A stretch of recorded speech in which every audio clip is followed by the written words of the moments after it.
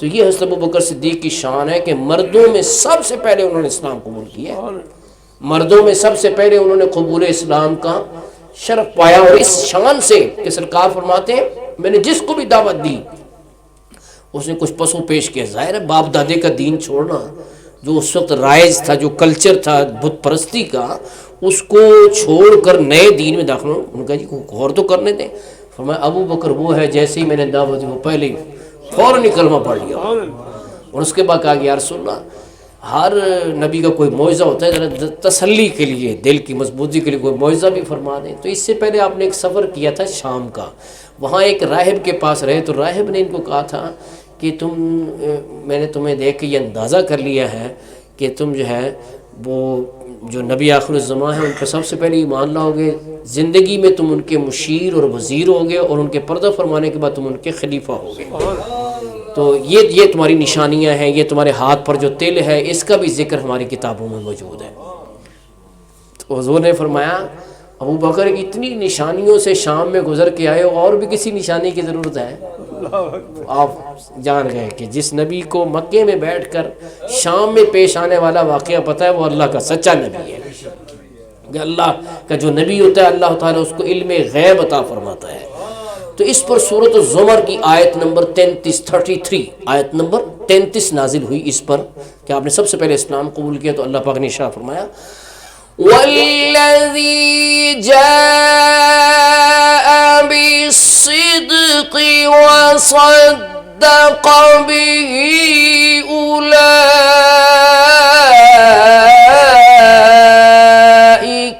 هُمُ الْمُتَّقُونَ۔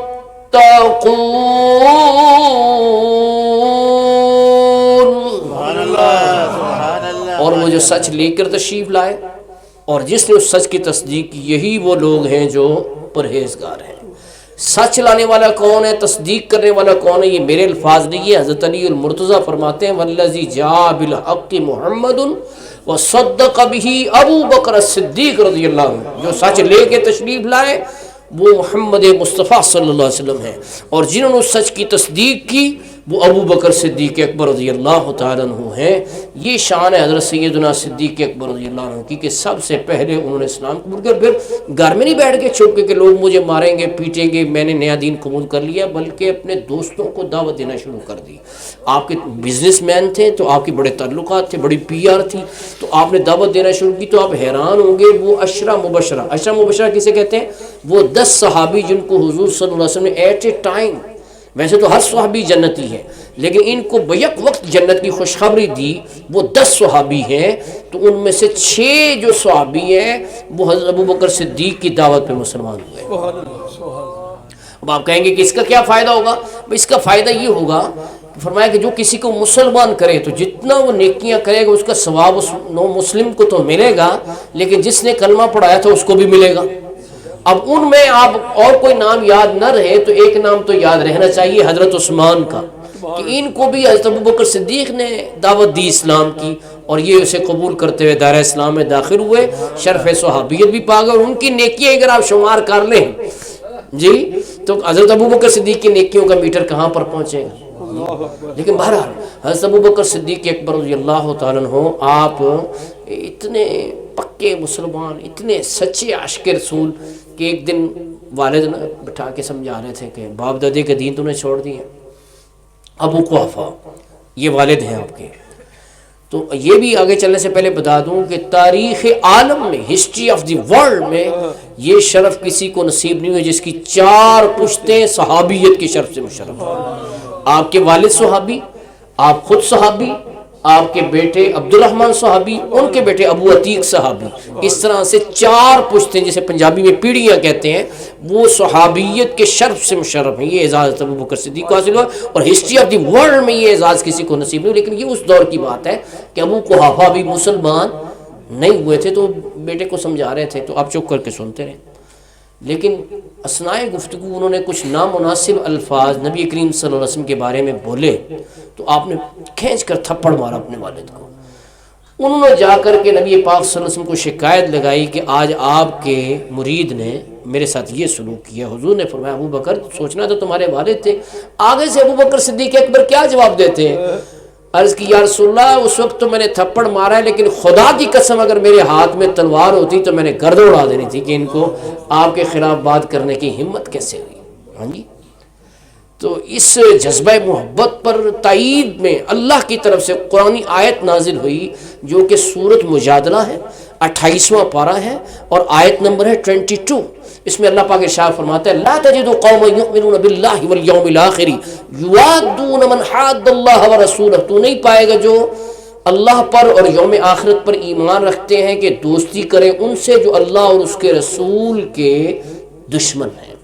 ان سے دوستی دلی نہیں کریں. کوئی بزنس کے تعلقات ہو سکتے ہیں لیکن دلی دوستی، مودت اور محبت ان سے الفت نہیں ہوگی. وَلَوْ كَانُوا آبَاءَهُمْ، اگرچہ وہ ان کے باپ ہوں، اگرچہ ان کے باپ ہوں، او ابناءہم یا ان کے بیٹے ہوں، او اخوانہم یا ان کے بھائی ہوں، او عشیرتہم یا ان کے رشتہ دار ہوں.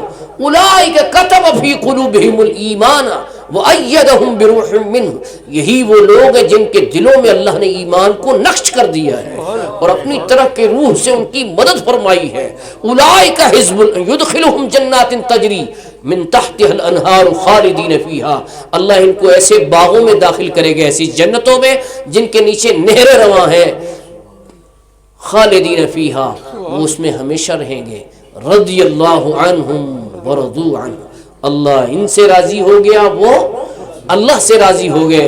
اولئک حزب اللہ، یہ اللہ کی جماعت ہے، یہ اللہ کی پارٹی ہے جس کی نمایاں بات کیا ہے کہ وہ محبت اس سے کرتے ہیں جو اللہ رسول کا دوست ہو، اور جو اللہ رسول کا دوست نہیں ہے اس سے محبت نہیں کرتے، چاہے باپ ہو، چاہے بیٹا ہو، چاہے بھائی ہو، چاہے ریلیٹو ہو، رشتہ دار ہو. فرمایا یہ اللہ کی پارٹی ہے. الا ان حزب اللہ هم المفلحون، خبردار جو اللہ کا گروہ ہے یہی فلاح پانے والے ہیں، یہی کامیاب ہونے والے لوگ ہیں. جی تو یہ حضرت ابوبکر صدیق کی شان میں یہ آیت اتری جب انہوں نے. اور پھر دیکھیں بخاری شریف کتاب الایمان کی پہلی حدیث ہے کہ تم میں سے اس وقت تک کوئی ایماندار نہیں ہو سکتا جب تک کہ اس کے والدین سے، اس کی اولاد سے اور تمام لوگوں سے بڑھ کر میں اسے پیارا نہ ہو جاؤں، اس وقت تک کوئی ایماندار. تو اس حدیث کا اگر پریکٹیکل دیکھنا ہے تو آپ دیکھ لیں کہ باپ سے بڑھ کے کیسے محبت کی ہے. اب اولاد سے بڑھ کے محبت دیکھیں کہ آپ کے بیٹے عبد الرحمن بعد میں صحابی بنے، لیکن غزوہ بدر میں کافروں کے لشکر میں تھے.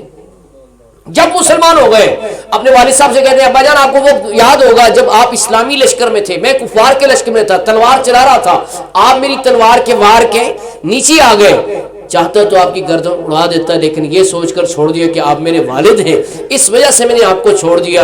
تو پتہ ہے حضرت ابوبکر صدیق نے کیا کہا تھا جواباً؟ یہ تاریخ الخلفاء میں امام جلال الدین سیوطی نے لکھا ہے اس بات کو. آپ نے فرمایا بیٹا تو نے تو مجھے چھوڑ دیا تھا نا کہ میں تیرا والد تھا، لیکن خدا کی قسم اگر اس جنگ میں تو میری تلوار کے وار کے نیچے آتا تو میں نے نہیں دیکھنا تھا کہ تو میرا بیٹا ہے، بلکہ دشمن رسول سمجھ کے تیری گردن اڑا دینی تھی. اسی طرف اشارہ کرتے ہوئے حفیظ جلندری جنہوں نے قومی ترانہ لکھا ہے نا، وہ کیا خوب کہتے ہیں محمد کی محبت دین حق کی شرط اول ہے، اگر ہو اس میں خامی تو ایمان نامکمل ہے. محمد ہے متاع عالم ایجاد سے پیارے، پدر مادر برادر مال جان اولاد سے پیارے.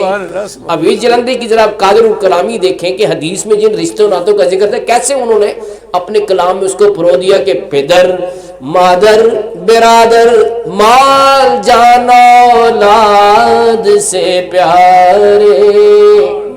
تو یہ نبی کریم صلی اللہ علیہ وسلم سے ان کی محبت تھی. جان سے بڑھ کر دیکھیں نا، مکے میں حضور صلی اللہ علیہ وسلم خطبہ ارشاد فرما رہے تھے تو کافروں نے کہا آج ہم حضور پہ حملہ کرتے ہیں. تو حضرت ابوبکر صدیق رستے میں حائل ہو گئے اور ان کو کسی کو دھکا دیا، کسی کو ایسے کیا، کسی کو ایسے کیا. تو کافروں کو غصہ چڑھ گیا کہ جب بھی ہم حضور کی طرف ہاتھ بڑھانا چاہتے ہیں یہ درمیان میں آ جاتے ہیں، آج اس کو سبق سکھاؤ. اتنا مارا کہ آپ بے ہوش ہو گئے. اٹھا کر گھر لایا گیا، ہوش نہیں آ رہی تھی. ان کے قبیلے والے صرف قبائلی تعصب میں، برادری کے تعصب میں آ گئے اور کہنے لگے کہ اگر یہ فوت ہو گیا نا تو بدلے میں ہم فلاں فلاں فلاں کو قتل کریں گے. لیکن جب آپ کو ہوش آئی تو آپ نے یہ نہیں پوچھا کہ مجھے کون اٹھا کے لایا ہے، طبیب کو بلایا کہ نہیں بلایا ہے، دوائیں میرے لیے کوئی لی ہے کہ نہیں لی، میڈیسن کا اہتمام کیا کہ نہیں کیا، کوئی سوال نہیں کیا۔ پہلا سوال یہ کہ بتاؤ حضور کا کیا حال ہے۔ میں تو بے ہوش ہو گیا تھا، کہیں ان کو تو نہیں تکلیف ہوئی۔ تو جو قبیلے کی اور برادری کی محبت میں بیٹھے ہوئے تھے نا، کافر بھی ساتھ بنو تیم کے، وہ اٹھ کر چلے گئے کہ جس کی وجہ سے مار پڑی، ہمیں امید تھی کہ آج مار کے بعد چھوڑ دے گا، ابھی بھی اسی کا نام لے رہے ہیں، ہم جاتے ہیں۔ چلے گئے، والدہ دودھ گرم کر کے لائیں تو آپ نے قسم اٹھا لی کہ اس وقت تک نہ کچھ کھاؤں گا نہ کچھ پیوں گا جب تک کہ میں رسول اللہ صلی اللہ علیہ وسلم کا دیدار نہ کر لوں۔ تو سہارا دے کر دار ارقم میں سرکار تشریف فرما تھے۔ حضرت ارقم بن ابی ارقم کا گھر تھا، اب تو وہ حرم شریف میں شامل ہے، اور اس کا جو گیٹ ہے اسے باب ارقم کہتے ہیں، ٹھیک ہے۔ تو وہاں تشریف فرما تھے، وہاں لے جایا گیا تو سرکار کی زیارت کی تو دل خوش ہو گیا کہ حضور ٹھیک ہے، تو الحمدللہ سب ٹھیک ہے۔ جی اس موقع پہ آپ کی والدہ کلمہ پڑھ کے مسلمان، تو یہ سارا خاندان صحابہ کرام کا خاندان ہے۔ آپ کے والد آپ نے سن لیا صحابی ہیں، والدہ بھی صحابی ہو گئیں، بیٹی ام المومنین سیدہ عائشہ صدیقہ طیبہ طاہرہ نہ صرف صحابیاں ہیں بلکہ مومنوں کی ماں ہیں۔ دوسری بیٹی اسماء بنت ابی بکر، وہ بھی صحابیہ ہیں، اور ان کے جو شوہر ہیں زبیر بن العوام رسول اللہ کے پھپھی کے بیٹے ہیں اور عشرہ مبشرہ میں شامل ہیں، اور آپ کے جو نواسے عبداللہ بن زبیر وہ بھی صحابی رسول ہیں، اور مدینہ منورہ میں پیدا ہونے والے پہلے بچے ہیں، ان کی پیدائش پہ بڑا جشن منایا گیا تھا، اس وجہ سے کہ یہودیوں نے کہہ دیا تھا کہ یہ جو آئے نا مکے سے، ہم نے ان کے اوپر ایسا جادو کر دیا کہ ان کا بچہ یہاں کوئی پیدا نہیں ہوگا، تو یہ پہلے بچے پیدا ہوئے تو یہودیوں کی بات غلط ہو گئی، تو اس وجہ سے ان کی پیدائش پہ خوشی منائی گئی۔ یہ حضرت عبداللہ بن